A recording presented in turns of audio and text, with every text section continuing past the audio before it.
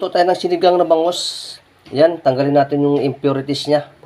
Ayan, yung impurities na yan, oh. Tanggalin natin. Lagyan tayo ng sibuyas sa kamatis. Lagyan natin yung gabi natin para lumambot. Siling haba, ilagay na natin para maluto. Sampalok, ayan, lulutuin natin. Ipipigain natin mamaya yan. At dinudurog ko itong para malapot yung sabaw. Yung gabi natin, dinudurog ko yan pag nagsisigang ako. Ayan. Ayan, nadurog na natin lahat yung ang ating asin, ilagay na natin. Ayan. Yung ating pangpalasa, ayan, ilagay na natin. Patis, yan, maglalagay tayo ng patis. Ayan. Sarap. Sitaw, ilaglag na natin yan para maluto na. Ayan, nalagay na natin lahat. Takipan na natin. Adjust natin yung apoy sa high heat. Radish, ilagay na natin. Ayan, nahuli tuloy. Balik na tayo sa medium heat ng apoy.